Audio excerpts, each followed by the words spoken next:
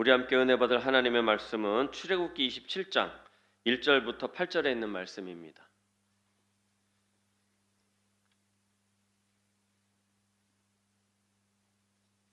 출애굽기 27장 1절부터 8절 말씀 우리 함께 합독하도록 하겠습니다.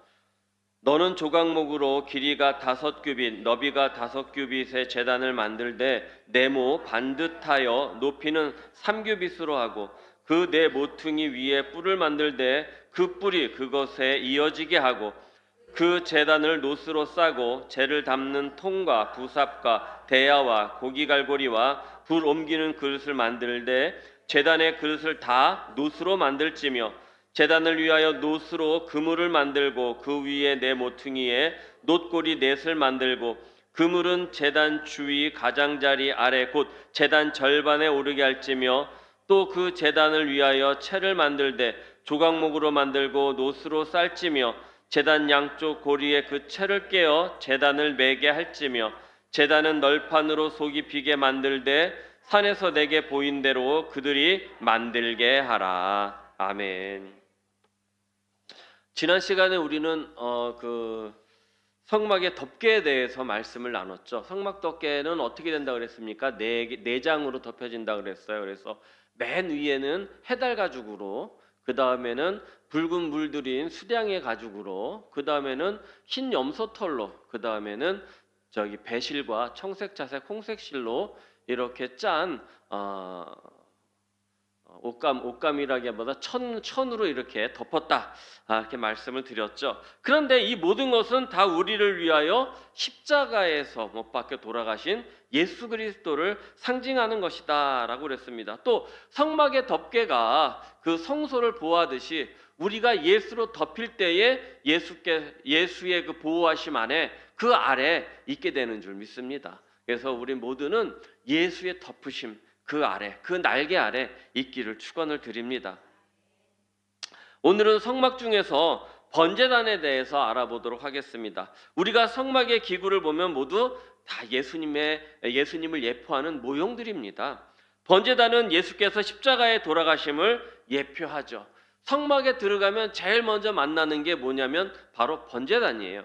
이 번제단을 제일 먼저 만나는 것처럼 우리가 교회에 들어와서 제일 먼저 만나야 되는 게 바로 예수님이다라는 것입니다.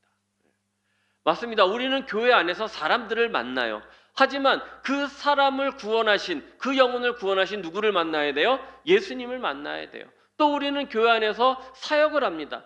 그러면 우리가 사역하는데 그 일에 치이지 말고 그 일 안에 역사하시는 예수 그리스도의 역사하심을 만나야 될 줄 믿습니다. 그래서 우리는 교회 와서 사람을 만나고 일에 치이고 이렇게 하는 것이 아니라 오직 누구를 만나야 된다? 예수님을 만나야 될 줄 믿습니다. 사람을 만나도 그 안에 계신 예수님을 만나고, 일을 만나도 그에서 역사하시는 예수님을 만나고. 아멘. 네.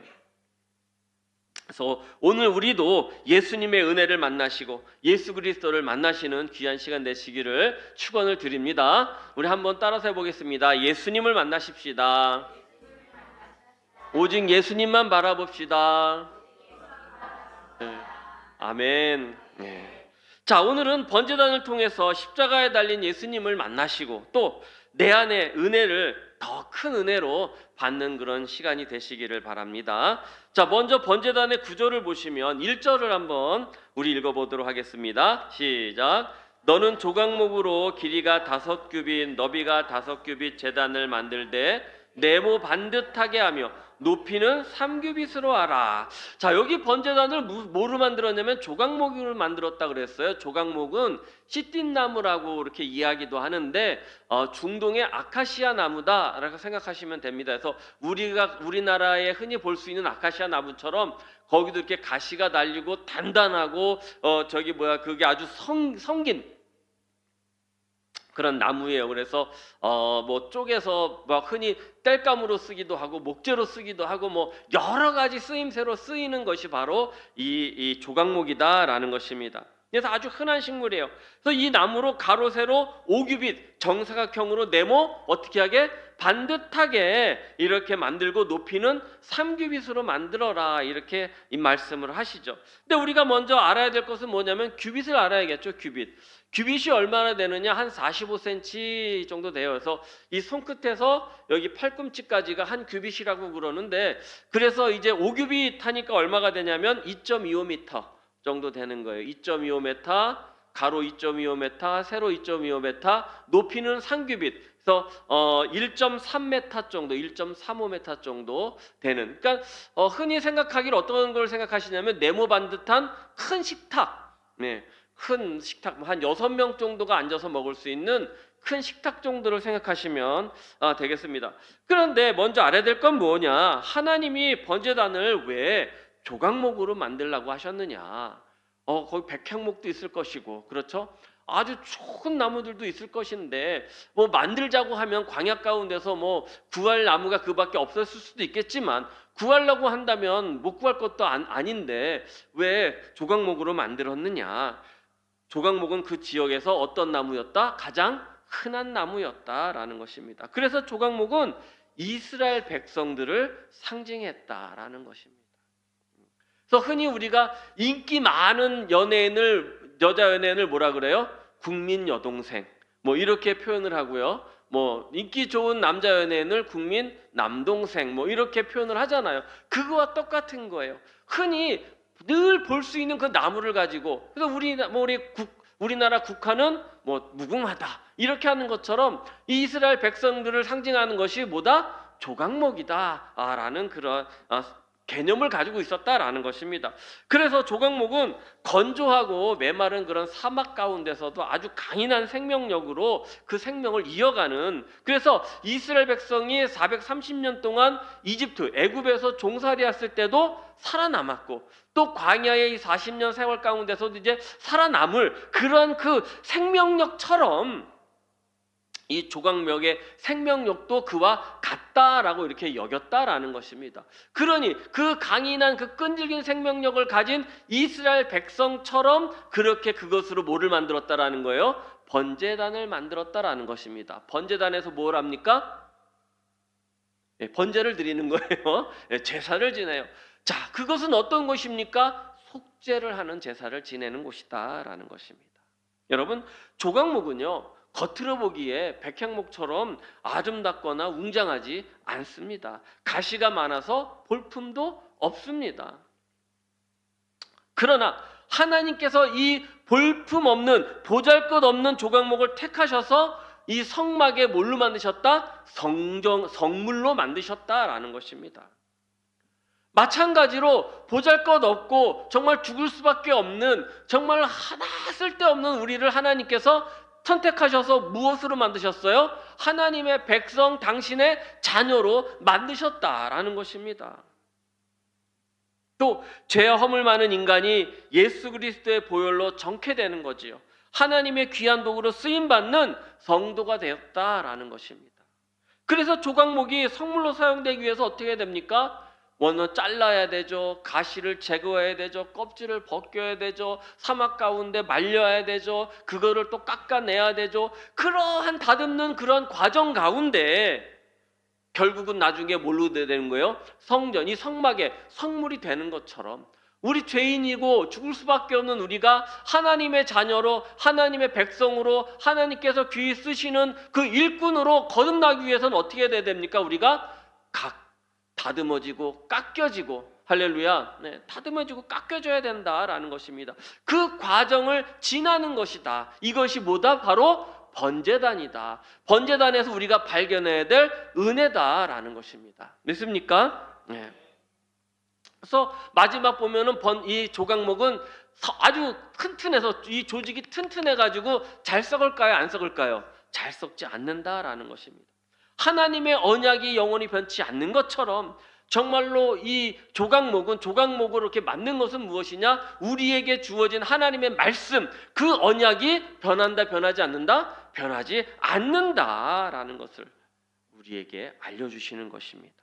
그래서 우리는 어떠한 고난 속에서도, 어떠한 조건 속에서도, 어떠한 환경 속에서도 변해야 된다, 변하지 말아야 된다, 변하지 말아야 된다라고 했습니다. 오늘 새벽 말씀이 충성된 그리스도인에 대해서 말씀을 나눴어요. 어떤 거였습니까? 견뎌내고 자리를 지켜내고 그 사역을 감당해내는 자가 충성된 그리스도인이다 그랬습니다. 우리도 정말로 그 자리를 견뎌내기를 축원을 드립니다.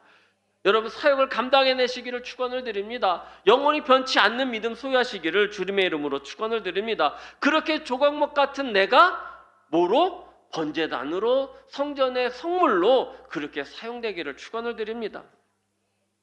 자, 그렇다면 이 번제단 조각목을 노스로 싼 이유는 무엇이냐라는 것이죠. 여기 보니까 노스로 싸라고 말씀하고 있습니다. 2절부터 보시겠습니다. 시작. 그 네 모퉁이 위에 뿔을 만들되 그 뿔이 그것에 이어지게 하고 그 제단을 뭘로 쌌어요? 노스로 쌌어요. 노스로 싸라 이렇게 이야기합니다. 아니, 백향목이라면 노스로 이렇게 싸. 조각목인데 노스로 싸고 안 싸고 뭐가 중요하다고 그걸 이렇게 이야기하느냐, 이렇게 하실 분도 있겠지만 여기에는 더 귀한 진리가 숨어 있다라는 것입니다. 나중에 보시겠지만 증거계도 금으로 싸고 진설병도 금으로 싸고 등잔대도 금으로 싸는데 번제단과 분향단만 노스로 싸게 됩니다. 물론 노스로만 만든 게 있어요. 물두멍은 노스로만 만들었는데 특별히 여인의 거울로 만들었다. 그래서 이렇게 말씀의 거울에 비춰보는 물두멍이 나중에 여기 더 이야기하면 안 되겠어요. 스포가 돼서 그거지만 노스로 싸는 것은 무엇이냐면 번제단과 분향단을 노스로 쌌다라는 것입니다. 자, 왜 노스로 쌌느냐? 바로 용도에 있었다라는 것입니다. 뭐에 있었다고요? 용도가 아니라 용도. 용도 사용하는 사용처에 따라서 노스로 쌌다라는 것입니다. 자, 번제단은 아까 말씀드렸듯이 뭐를 속하는 곳이다? 죄를 속하는 곳이다 라는 것입니다. 그래서 왜 죄를 속하는데 노스로 싸느냐? 노시 바로 하나님의 심판을 말하더라는 것입니다. 노시 뭐를 말한다고요? 하나님의 심판. 에스겔서 24장 11절 한번 띄워줘 보시겠습니까? 가마가 빈 후에는 숯불 위에 놓아 뜨겁게 하여 그 가마에 놋을 달궈서 그 속에 더러운 것을 녹게 하며 녹이 소멸되게 하라라고 이야기합니다. 솥을 썼어요.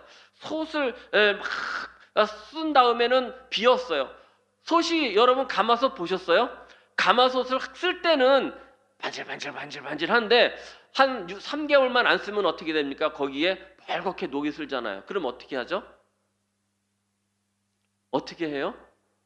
빡빡 닦기도 하고 거기에 장작불을 이렇게 해가지고 숯을 갖다가 올려가지고 달궜다가 꺼내서 이렇게 철수세미로 이제 밀면 그 녹이 다 어떻게 돼요? 벗겨지게 된다라는 것입니다.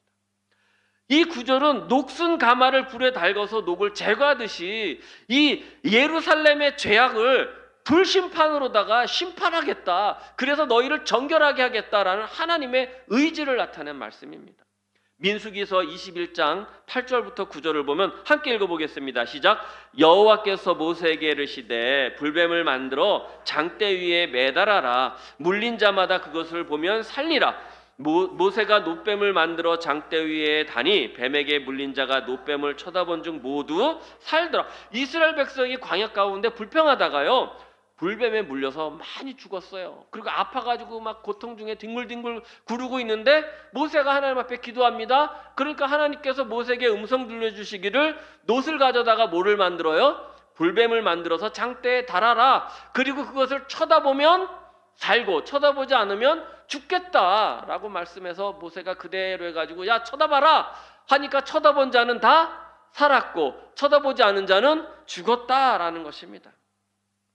여기서 놋뱀은 죄로 죽게 된 백성들을 심판하고 용서하시는 하나님의 상징인 것이잖아요. 그래서 놋 형상을 바라봄으로 해서 우리는 뭐를 입는 거예요? 죄의 사함을 받는다라는 것입니다. 그렇기 때문에 번제단을 놋으로 싼 것은 무엇입니까? 거기에 가서 무엇을 받으라는 거예요? 죄 사함을 받으라는 것입니다. 죄 사함을 받으라는 것입니다. 여러분, 우리는 날마다 주님 앞에 깨끗함을 받아야 될 줄 믿습니다. 정결해져야 될 줄 믿습니다.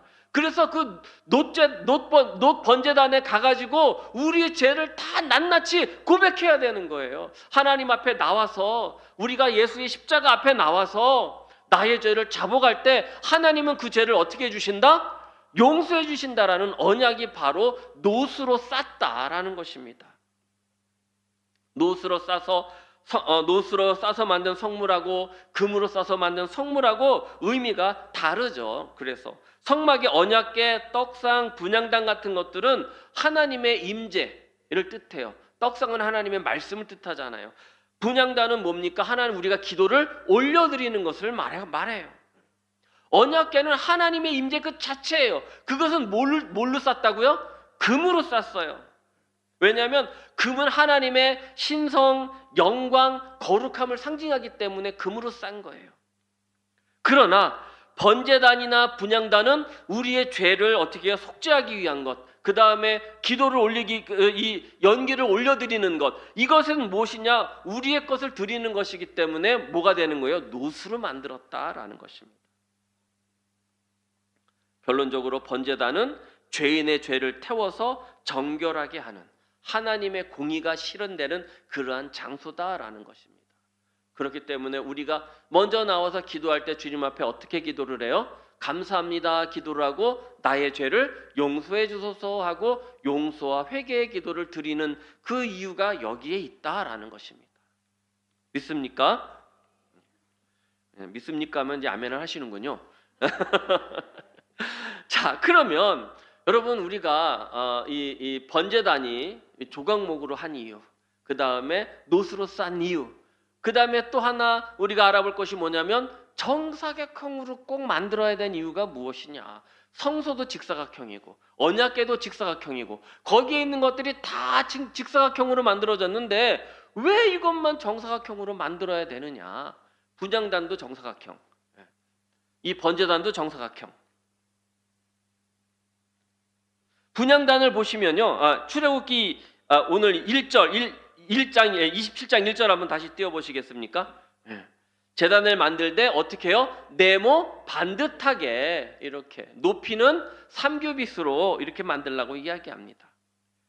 출애굽기 30장 1절 2절을 한번 띄워주세요. 같이 읽어보겠습니다. 시작. 너는 분향할 제단을 만들지니 곧 조각목으로 만들되 길이가 1규빗, 너비가 1규빗으로 네모가 반듯하게 하고 높이는 2규빗으로 하고 그 뿔을 그것과 이어지게 하고. 여기 분향단도 뿔이 있고 우리가 저기 했던 그 번제단도 뿔이 있어요. 이 뿔이 왜 있느냐, 이건 좀 뒤에 가서 말씀을 드릴 것이고, 왜 정사각형으로 만들었느냐, 네모 반듯하게 만들었느냐, 이것은 어느 곳에도 치우치지 않는 하나님의 공의를 나타내는 것입니다. 오른쪽으로 길면 오른쪽으로 치우치는 것이 되고 왼쪽으로 길면 왼쪽으로 치우치는 것이 될 수 있기 때문에 반드시 번제단과 분향단은 정사각형으로 만들었다. 뭐 때문에? 하나님의 공의다. 하나님의 공의가 있기 때문에 우리의 죄가 어떻게 되는 거예요? 사함을 받을 수 있다라는 것입니다. 여러분, 아멘을 안 하셔도 하나님은 공의로운 분이신 줄 믿습니다.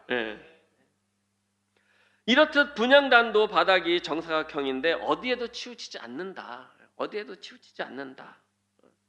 그래서 분향단도 하나님께 향기로운 기도가 올려지는 것이므로 그 응답은 하나님의 공의로운 그 뜻 안에서 하나님의 시간에서 이루어진다라는 그런 의미가 있다라는 것입니다. 그렇게 번제단에서 제물을 태워드림으로 이스라엘의 죄를 대속해 주신 것처럼 예수님도 화목제물이 되셔가지고 십자가라는 어디에? 제단에서 대속이라는 공의를 이루신 줄 믿습니다. 여러분, 그 대속의 공의는 누가 받았어요? 대속의 공의는 누가 받았습니까? 내가 받은 줄 믿습니다. 그래서 중요한 거예요. 그 대속의 은혜가, 그 제단의 은혜가 나랑 상관이 없으면 이 자리에 나와서 이거를 배울 이유가 없지만, 그 대속의 은혜, 그 제단의 은혜가, 그 대속의 은혜를 누가 받았다고요? 내가 받았기 때문에 그걸 알아야 된다라는 것입니다. 이제 네 번째, 번제단의 뿔입니다. 뿔.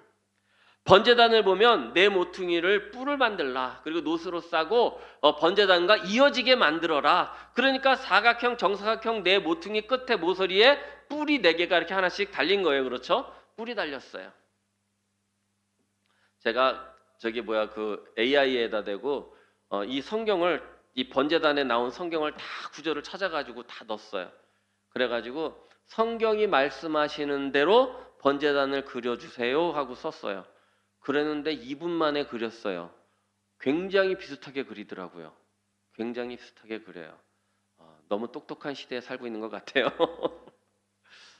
어쨌든 간에 이 뿔은 어떤 것이냐. 열왕기상 1장 50절서부터 53절 한번 띄워줘 보시겠습니다. 우리 한번 읽어볼게요. 아도니아도 솔로몬을 두려워하여 일어나 가서 제단 뿔을 잡으니 어떤 사람이 솔로몬에게 말하여 이르되 아도니아가 솔로몬 왕을 두려워하여 지금 제단 뿔을 잡고 말하기를 솔로몬 왕이 오늘 칼로 자기 종을 죽이지 않겠다고 내게 맹세하기를 원한다나이다. 솔로몬이 이르되 그가 만일 설한 사람일진데 그의 머리털 하나도 땅에 떨어지지 아니하려니와 그에게 악한 것이 보이면 죽으리라 하고 사람을 보내어 그를 제단에서 이끌어내리니 그가 와서 솔로몬 왕에게 절하매 솔로몬이 이르기를 내 집으로 가라 하였더라. 아도니아가 누구냐면 다윗의 아들이에요. 솔로몬이 누구예요? 다윗의 아들이에요. 형제예요, 형제. 이복 형제입니다. 이복 형제인데 다윗 왕이 이제 나이가 들어가지고 왕권이 약해졌어요. 그래서 아도니아가 반역을 일으켰습니다. 야, 내가 먼저 구테타를 일으키면 왕이 되지 않겠느냐. 아버지가 연세가 많아서 돌아가실 때가 다 됐는데 나를 임명을 안 하고 차일피를 밀고 있으니 내가 도저히 기다리지 못하겠다. 목마른 자가 뭐를 한다고요?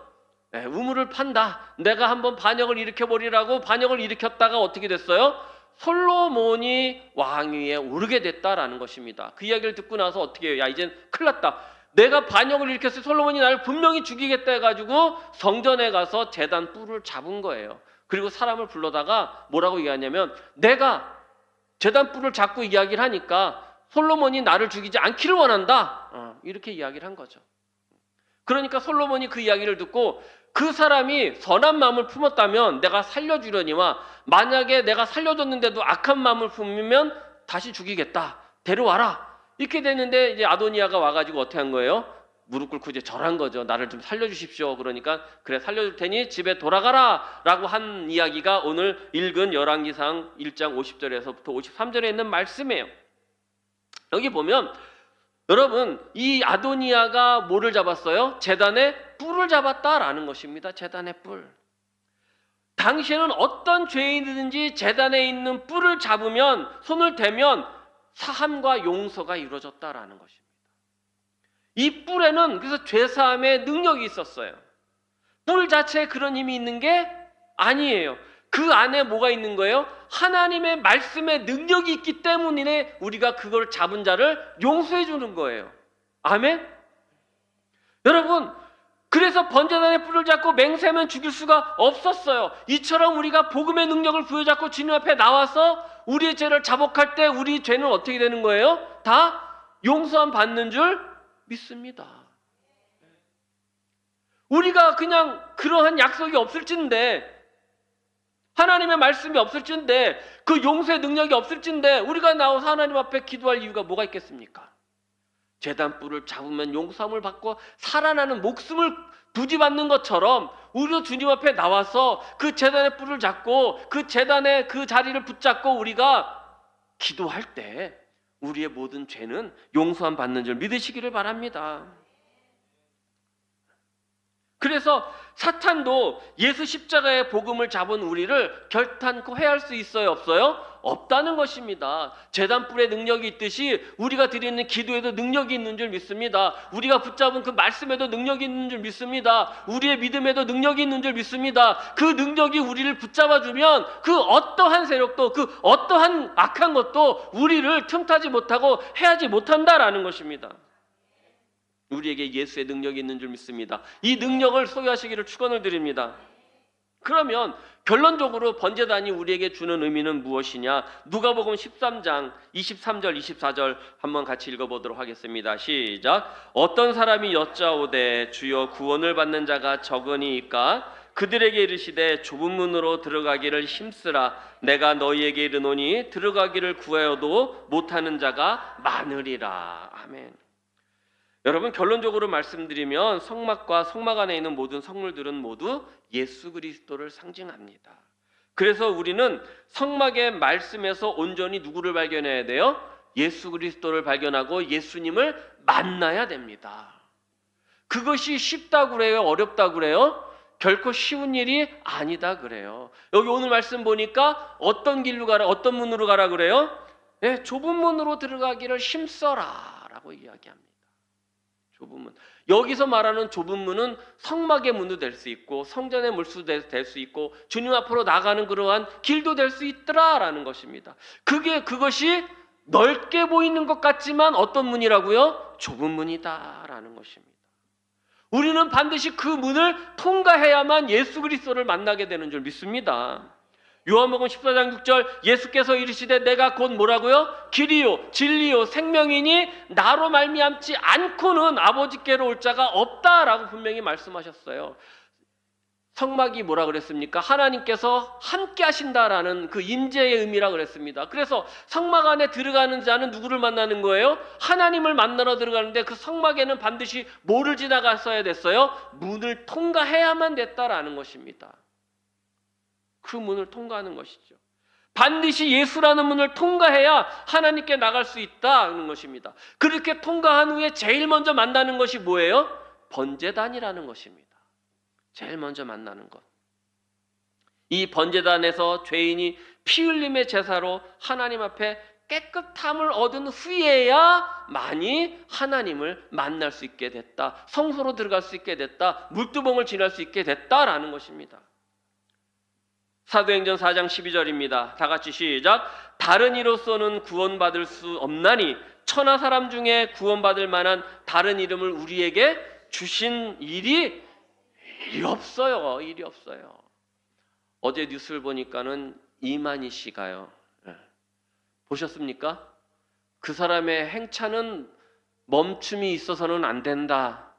그래가지고 그냥 경호원들을 양쪽에 세우고 차량을 그냥 무슨 의전 차량 가는 것처럼 세워가지고 그냥 역주행도 마다하지 않고 그냥 그 4차선 대로를 그냥 가로막고, 나는 무슨 북한에서 막 그 와가지고 와 이거 하는 줄 알았어요. 막 한복 입은, 분홍색 한복 입은 그냥 아줌마들인지 아가씨들인지 그 신천지 신도들이 그냥 줄 서가지고 와, 이게 뭐 하는 건지 모르겠어요. 뭐 하는 건지 모르겠어요. 다른 이로서는 구원받을 만한 그 다른 이름을 준 적이 결단코 없다라고 분명히 말씀하고 계셔서요. 그럼에도 불구하고 이렇게 어리석게 이단의 이 사설에 빠져가지고 헤어나오지 못하는 이 불쌍한 영혼들, 우리는 구원해야 될 줄 믿습니다.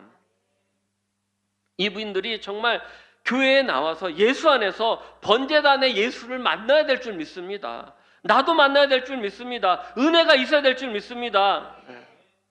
우리가 교회에 나와서도 번제단의 은혜를 만나지 못하면 죄인으로서 의인으로 변화되지 못하는 거죠. 날마다 새롭게 되는 삶을 살지 못한다라는 것입니다. 신앙생활에서 십자가의 보혈을 경험하지 못하면 구원에 대한 확신이 없게 되는 겁니다. 구원에 대한 확신이 없으면 어떻게 됩니까? 신앙생활이 죽은 신앙생활이 되는 거예요. 아무리 내가 교회를 10년, 20년, 30년 다녔는데 이 구원의 확신이 없으면 죽을 때 어떻게 돼요? 나 천국 가나? 이렇게 되는 거죠.